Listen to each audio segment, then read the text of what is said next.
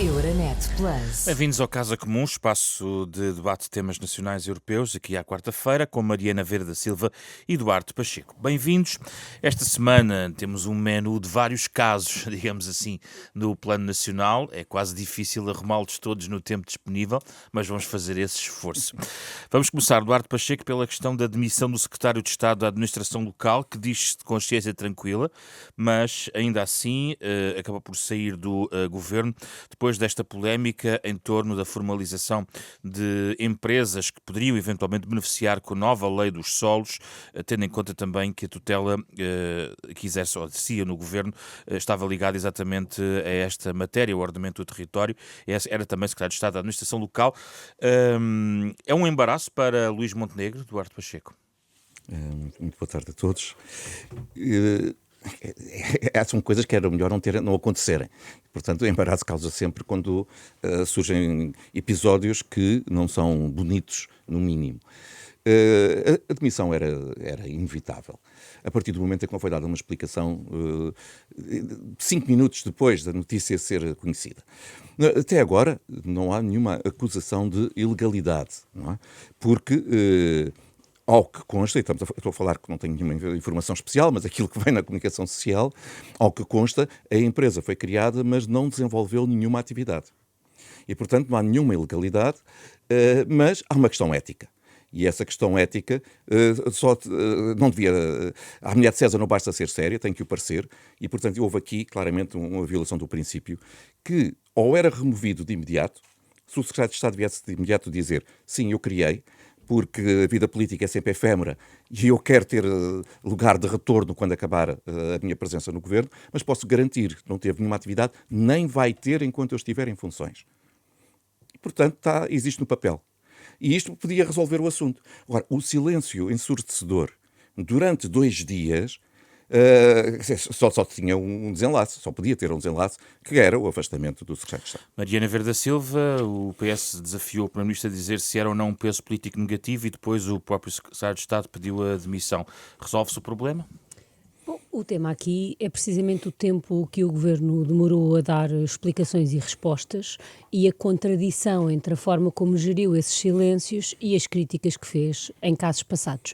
Aliás, muitos dos casos que hoje aqui vamos comentar neste esforço têm todos esta mesma característica, a diferença entre o que se diz e o que se faz quando na mesma situação, e aqui é exatamente o mesmo, Luís Montenegro acaba por ser apanhado, digamos assim, nas contradições entre o que disse entre líder da oposição e a forma como estava a gerir este caso enquanto Primeiro-Ministro, e também parece que a demissão era inevitável, não compreendendo bem o âmbito das várias notícias que fui lendo. O que há é um silêncio ensurdecedor e que acaba depois, como muitos destes casos acabam, chegam perguntas de jornalistas e nessa mesma hora a pessoa demite-se e não dá explicações. Eu acho que é mesmo o tema da contradição entre o que Montenegro disse e o que Montenegro estava a fazer que leva a esta demissão. No caso do Bloco de Esquerda, o caso é o despedimento de funcionárias que amamentavam, sendo que o Bloco de Esquerda tem feito da sua intervenção política muito campo, digamos, nesta área relacionada com os direitos das mulheres, em particular destas mulheres, das mães, neste caso, e os seus direitos laborais. O Bloco vai ser penalizado, Duarte Pacheco, na sua base eleitoral por aquilo que fez? Eu acredito que sim, porque a base do Bloco é muito sensível a essas matérias. Há partidos que têm nichos de mercado que usam bem, ao contrário do PS e do PSD, que têm amplas, o seu eleitorado é muito amplo e com pessoas a pensarem de forma muito diferente e com diferentes sensibilidades. Não é o caso dos pequenos partidos, que têm nichos de mercado muito próprios e trabalham muito para os segurar e alargar. Ora bem, quando um dos pontos fundamentais, que é a defesa do mundo laboral, a defesa das mulheres, a compatibilização entre a vida pública, a vida privada e a vida pública ou a vida laboral, é afirmado, mas depois não é praticado, a credibilidade da própria agenda é posta em causa e, portanto, eu acredito que eleitoralmente há pessoas que o vão penalizar. Por outro lado, eu quero ver agora, quando houver aí uma crise numa empresa qualquer, que tenha um problema de perca de mercado, que tenha um problema de exportar para os Estados Unidos e na sequência de tarifas, eventuais tarifas, deixa de poder exportar para os Estados Unidos e tiver que fazer reestruturações, se o Bloco de Esquerda vai ser tão compreensivo com a administração dessa empresa, como pelos vistos é quando são os seus próprios funcionários que são despedidos por diminuição das receitas públicas. Mariana Vieira da Silva, o mesmo caso de contradições? Eu julgo que há aqui, de facto, esse caso. Nós não podemos dizer que desconhecemos que existem muitas vezes despedimentos ilegais e que não têm essa justificação, mas a larga maioria dos despedimentos que existem decorrem de dificuldades que as empresas têm no desenvolvimento do seu trabalho. Todos sabemos, pelo menos eu e o Eduardo Pacheco, o que é que significa baixar muito os resultados eleitorais do ponto de vista da dimensão do grupo parlamentar e do que é que isso implica.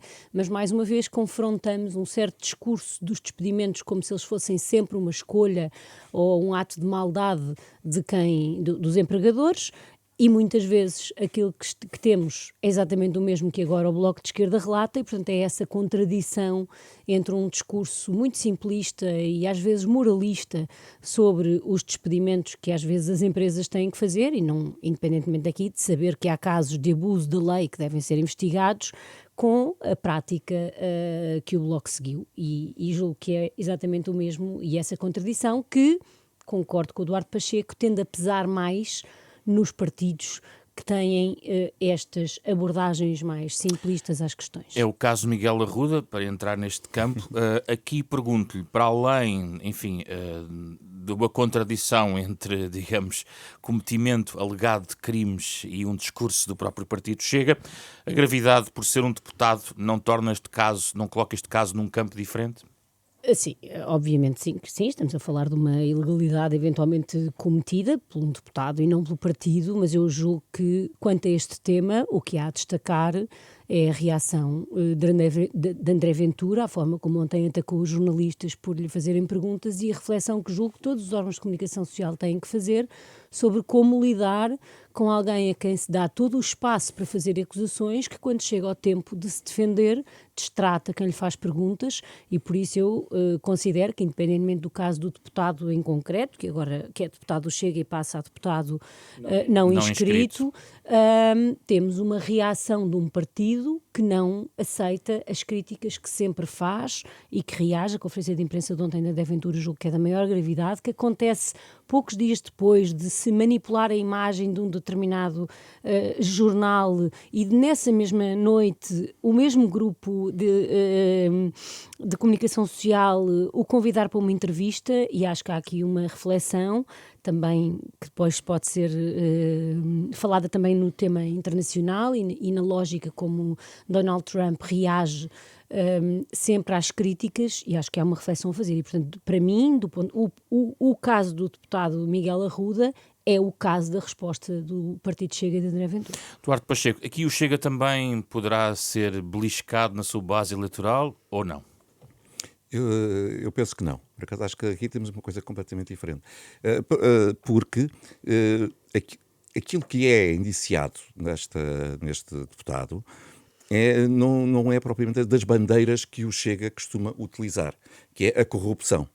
Se tivesse um deputado, um autarca, que se viesse a público informações de que teria recebido para aprovar o projeto X, Y, Z, com sinais exteriores de riqueza, etc., aí, claramente, o seu discurso de combate à corrupção caía por terra e, portanto, a sua base eleitoral poderia ficar mais afetada.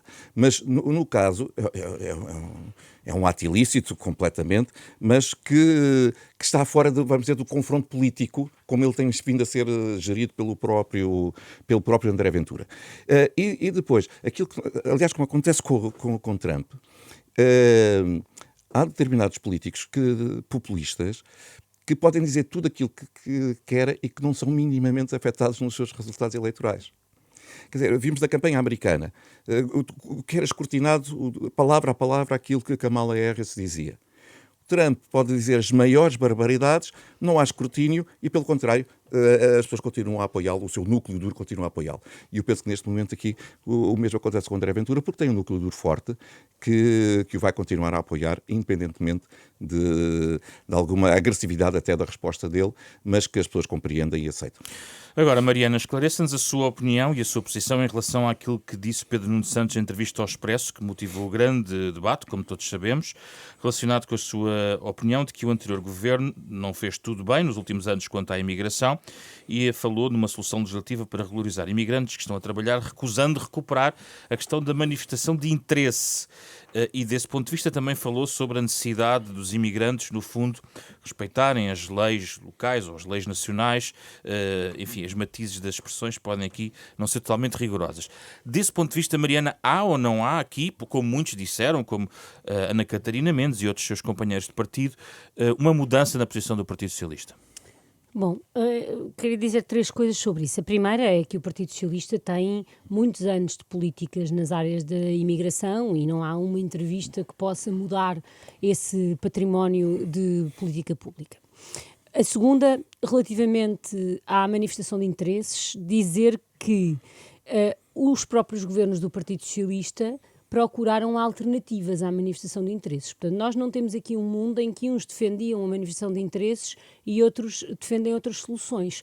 Quando o governo do Partido Socialista, em 2022 e em 2023, aprova quer os vistos CPLP, que se traduzem hoje numa larga maioria dos imigrantes que entram em Portugal, quer um novo visto, um chamado visto de procura de trabalho, estavam os próprios governos do Partido Socialista a procurar reduzir o peso que as manifestações de interesse tinham enquanto porta de entrada. Nós, no governo, procuramos ir resolvendo os problemas e, quando uma estratégia não corre bem, procurando seguir para outra. Mas o PS nunca disse que a estratégia não tinha corrido bem. Não correu bem no sentido que eu acho que os vistos da CPLP cumpriram perfeitamente o seu objetivo. Os vistos de procura de trabalho, que tinham ainda pouco tempo, quando o governo do Partido Socialista acabou, eu nem sei dizer que peso é que tem no número de entradas, porque os dados que eu saiba não são públicos.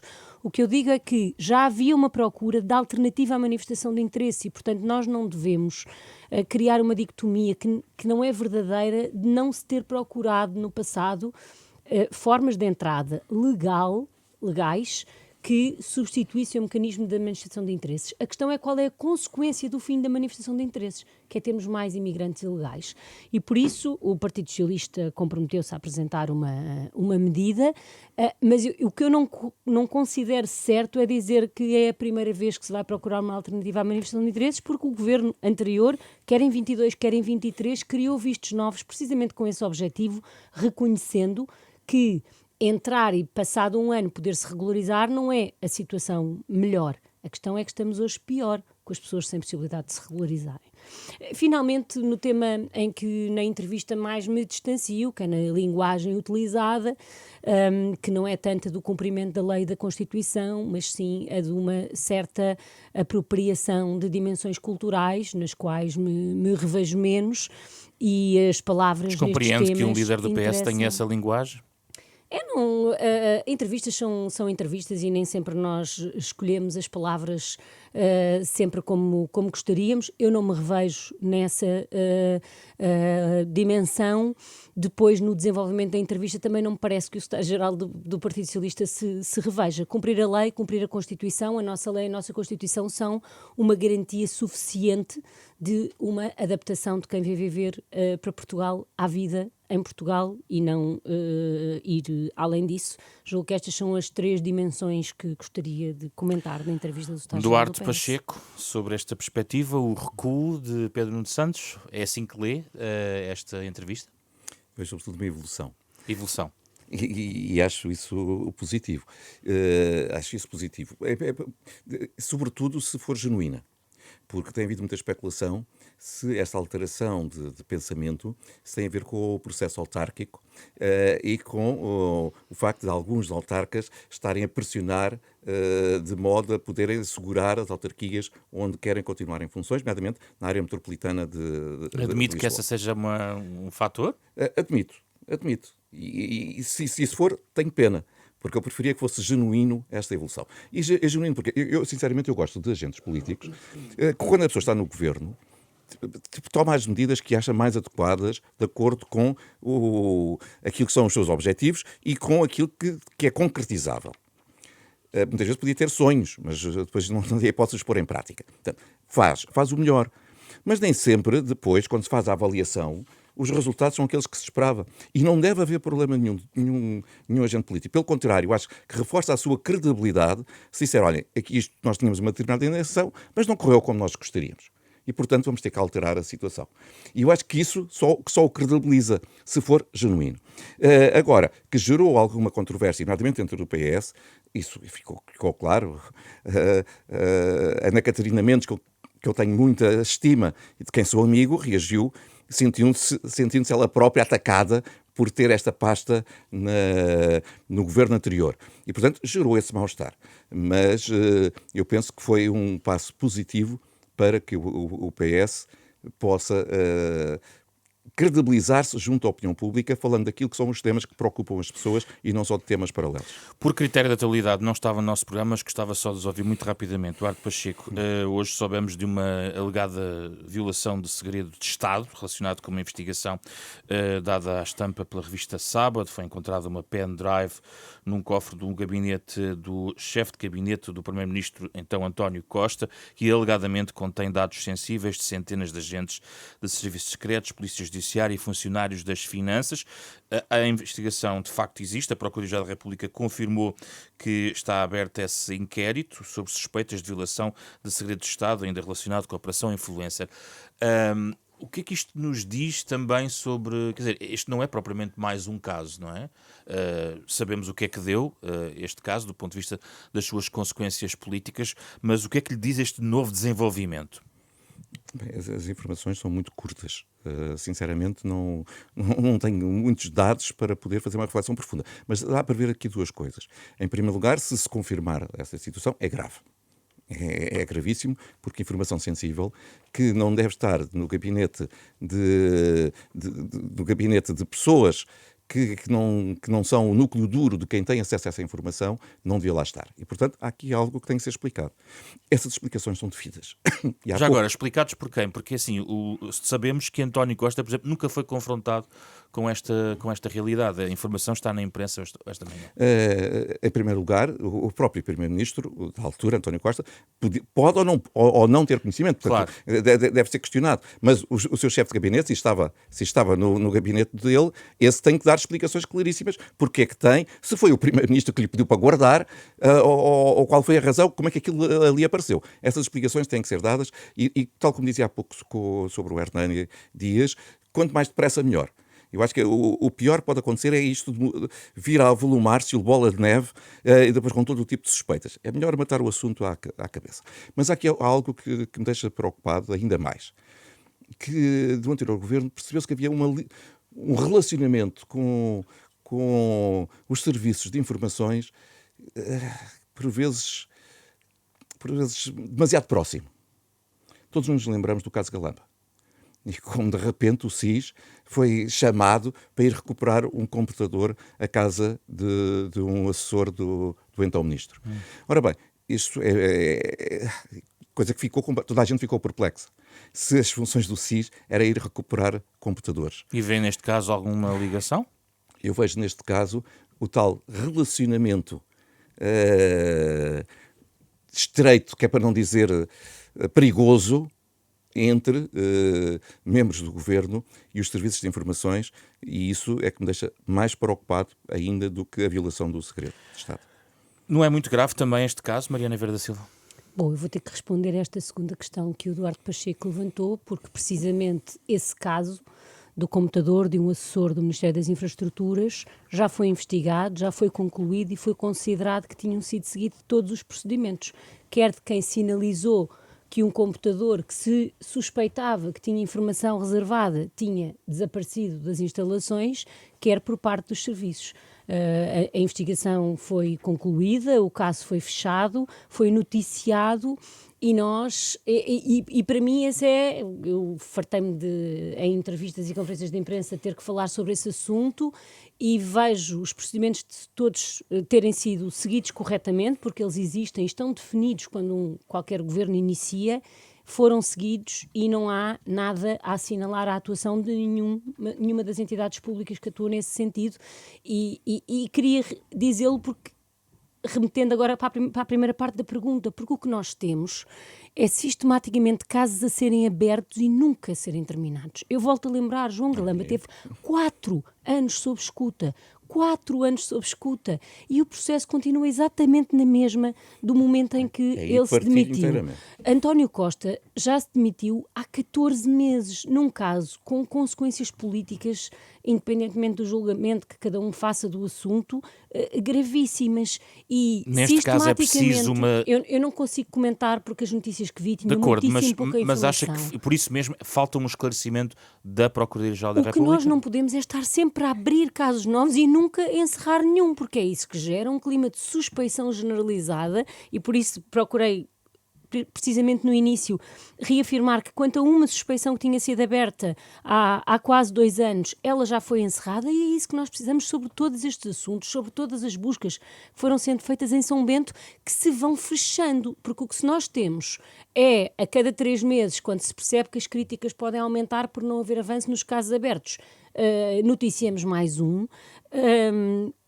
E eu não tenho nada a dizer porque não sei, não tenho conhecimento. Só perguntei se o Ministério Público deveria clarificar. Não, o que devia Foi tão criticada a questão do parágrafo, no caso anterior. Mas repare, qual é o objetivo de tornar pública uma investigação sobre a qual não se sabe nada, como aqui é feito, a não ser criar a ideia de um volume grande de suspeitas? Não há nenhum objetivo e, portanto, não deve fazer comentários de coisas que estão em segredo de justiça, deve cuidar que o que está em segredo de justiça permaneça em segredo de justiça. Quanto ao assunto, nem sequer percebi bem as notícias. Só 20 segundos, Duarte. Não, é dizer, eu concordo.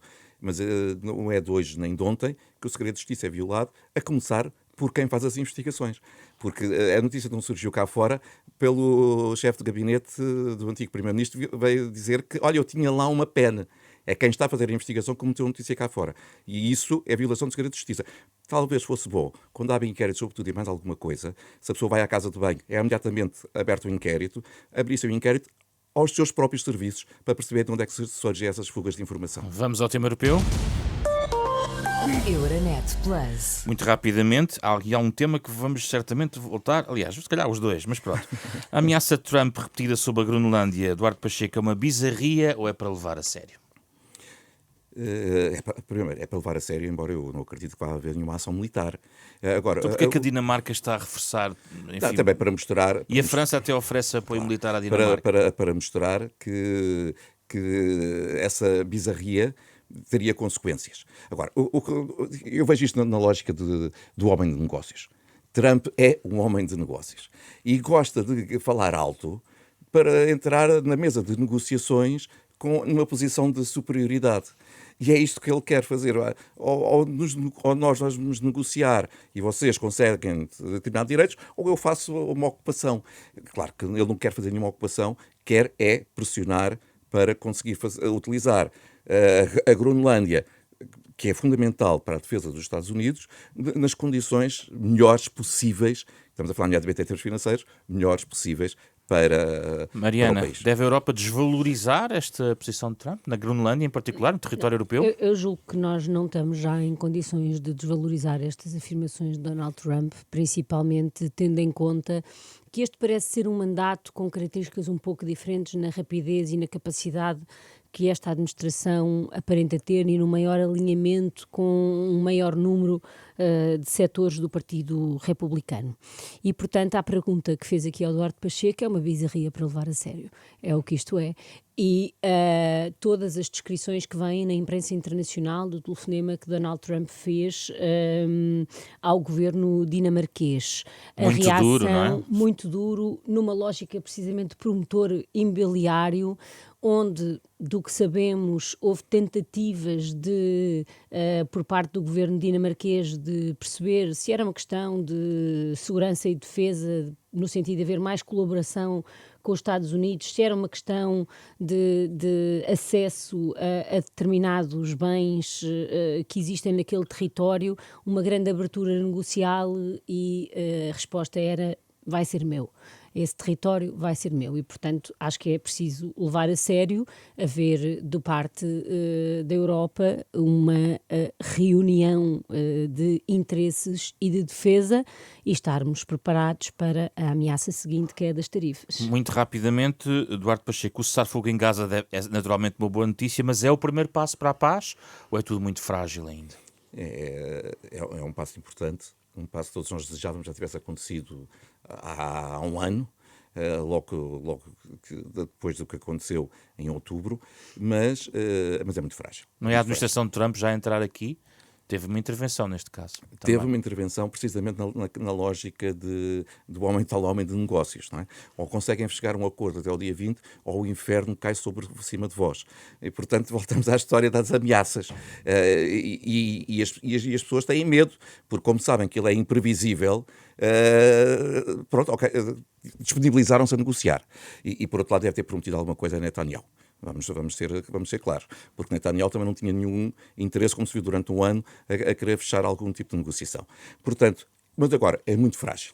É muito frágil porque a qualquer momento pode haver algum elemento mais fanático, um contra-ataque, e de imediato Israel irá retorquir. Nós vimos isso como aconteceu já só com a não libertação da última civil. Sim. Que foi logo respondido por Israel. Portanto, é muito frágil, mas foi um passo importante. Mariana? Sim, é um passo importante. Hoje, Donald Trump anuncia um corte absolutamente brutal na política de cooperação, de combate à pobreza e também na política de segurança do ponto de vista das relações externas e precisamente só preserva os apoios a Israel e ao Egito, mostrando, apesar de tudo, um empenho em que o acordo ali chegado possa ter continuidade. Era importante a libertação dos reféns e era importante um cessar-fogo para poder continuar-se a trabalhar. Agora todos temos noção da fragilidade do acordo que ali foi conseguido. Prevejo que nas próximas semanas a instabilidade decorrente deste tipo de declarações e intervenções americanas vai ser seja o nosso tal menu. que rapidamente voltemos a este tema, assunto. claro. Duarte, Mariana, muito obrigado. Foi o Casa Comum desta semana. Euronet Plus.